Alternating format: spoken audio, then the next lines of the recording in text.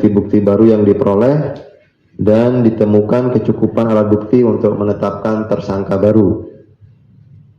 Yang hari ini, saat ini kita lakukan penahanan, yaitu saudara GH selaku Kasubdit Penindakan Direktorat P2 Ditjen Bea dan Cukai terkait kepabeanan periode tahun 2025-2026. Atas perbuatannya, saudara GH sebagai pihak penerima diduga telah melanggar ketentuan dalam pasal 12 huruf A atau huruf B Undang-Undang Nomor 31 Tahun 1999 tentang Pemberantasan Tindak Pidana Korupsi sebagaimana telah diubah dengan Undang-Undang Nomor 20 Tahun 2001 tentang perubahan atas Undang-Undang 3199 tentang Pemberantasan Tindak Pidana Korupsi, atau pasal 606 ayat 2 Undang-Undang Nomor 1 Tahun 2026 tentang penyesuaian pidana junto pasal 126 Undang-Undang Nomor 1 Tahun 2023 tentang Kitab Undang-Undang Hukum Pidana junto pasal 20 huruf C Undang-Undang Nomor 1 Tahun 2023 tentang Kitab Undang-Undang Hukum Pidana, atau pasal 12 mereka melakukan penahanan untuk 20 hari pertama terhitung sejak tanggal 26 Agustus 2026 hari ini sampai dengan 14 September 2026. Penahanan dilakukan di Rumah Tahanan Negara Rutan Cabang Gedung Merah Putih KPK. Adapun konstruksi perkaranya, bahwa pada bulan Juli 2025 saudara JF selaku pemilik TTBR dipanggil oleh saudara ORL selaku Kepala Seksi Intelijen Direktorat Jenderal Bea dan Cukai atau Kasih Intel DJBC. Dalam pertemuan itu, saudara JF menjelaskan terkait kegiatan usaha korporasi miliknya serta meminta pihak Bea dan Cukai untuk memberikan informasi apabila ada atensi atau ada temuan-temuan terkait kegiatan di TTBR. Kemudian diduga ada permintaan sejumlah uang dari saudara ORL untuk Subdit Penindakan dan Subdit Intelijen. Beberapa hari setelahnya, saudara JF kembali dipanggil ke kantor pusat Bea dan Cukai untuk menemui saudara RZL selaku Direktur Penindakan dan Penyidikan DJBC periode 2024 sampai 2026 dan saudara GH selaku Kasubdit Penindakan Direktorat P2 Ditjen Bea dan Cukai terkait kepabeanan tahun 2025-2026. Jadi ada beberapa kali pertemuan yang kemudian diikuti oleh saudara GH ini di kantor DJBC. Dalam pertemuan lanjutan tersebut, saudara JF meminta bantuan untuk memperlancar setiap proses kepabeanan atau custom clearance atas perusahaan miliknya. Sebagai tindak lanjut dari pembahasan tersebut, RZL menawarkan kepada saudara JF untuk bertemu dengan saudara DBU selaku Direktur Jenderal Bea dan Cukai. Selanjutnya terjadi pertemuan, ini lanjut ke pertemuan berikutnya di sebuah hotel di Jakarta Pusat antara saudara DBU, RZL dan GH serta sejumlah pihak yang turut hadir dari Bea dan Cukai dengan beberapa pengusaha, salah satunya saudara JF. Bahwa setelah pertemuan tersebut, saudara JF kembali dihubungi ORL untuk membahas besaran uang yang harus disiapkan oleh saudara JF.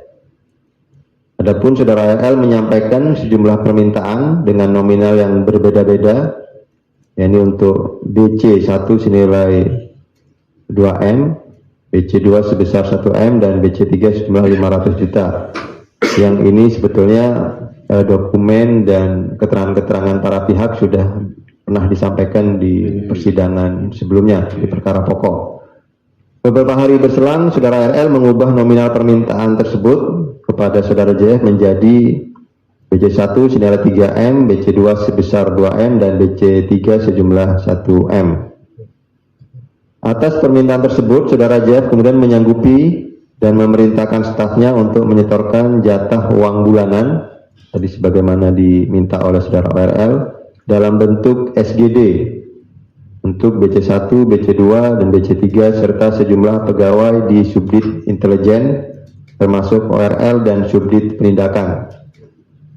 Terkait jatah dan untuk Subdit Penindakan diberikan melalui saudara EPW selaku Kepala Seksi Penindakan Kepabeanan bukti-bukti baru yang diperoleh dan ditemukan kecukupan alat bukti untuk menetapkan tersangka baru.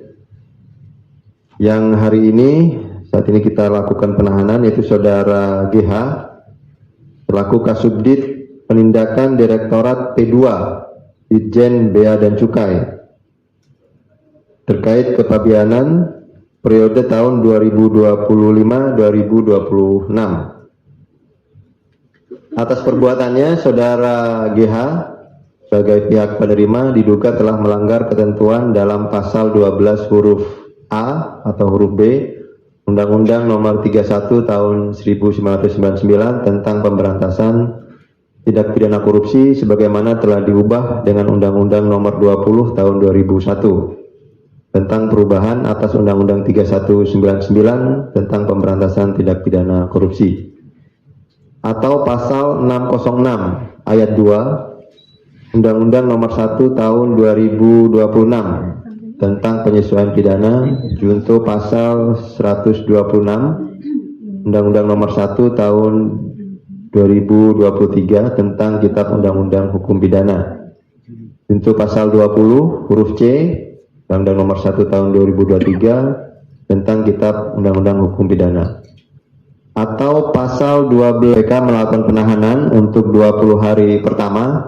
terhitung sejak tanggal 26 Agustus 2026 hari ini sampai dengan 14 September 2026. Penahanan dilakukan di Rumah Tahanan Negara Rutan Cabang Gedung Merah Putih KPK.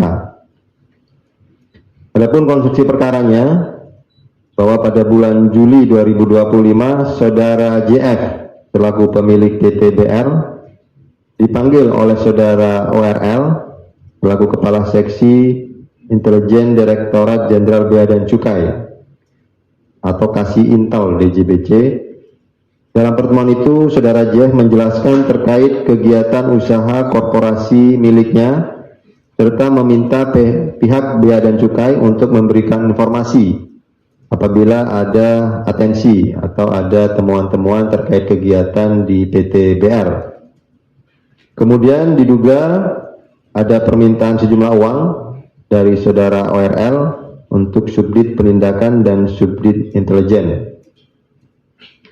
Beberapa hari setelahnya, saudara JF kembali dipanggil ke kantor pusat Bea dan Cukai untuk menemui saudara RZL, selaku Direktur Penindakan dan Penyidikan DJBC periode 2024 sampai 2026, dan saudara GH selaku Kasubdit Penindakan Direktorat P2 Ditjen Bea dan Cukai terkait kepabeanan tahun 2025-2026. Jadi ada beberapa kali pertemuan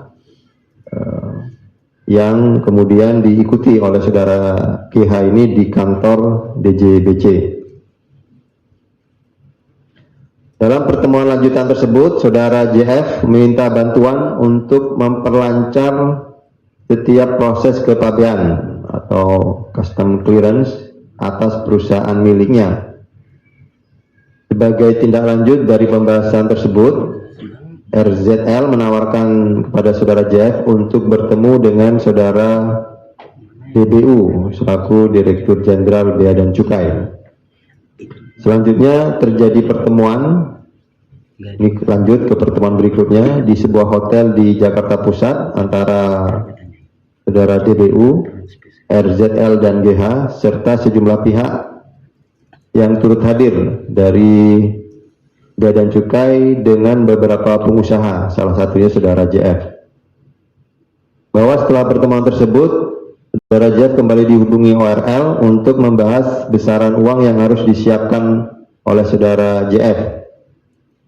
Adapun saudara ORL menyampaikan sejumlah permintaan dengan nominal yang berbeda-beda, yakni untuk BC1 senilai 2M, BC2 sebesar 1M, dan BC3 sejumlah 500 juta. Yang ini sebetulnya dokumen dan keterangan-keterangan para pihak sudah pernah disampaikan di persidangan sebelumnya di perkara pokok.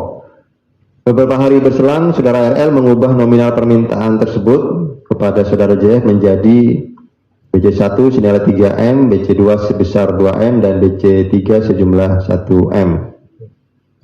Atas permintaan tersebut, saudara JF kemudian menyanggupi dan memerintahkan stafnya untuk menyetorkan jatah uang bulanan, tadi sebagaimana diminta oleh saudara RL, dalam bentuk SGD, untuk BC1, BC2, dan BC3 serta sejumlah pegawai di Subdit Intelijen termasuk ORL dan Subdit Penindakan.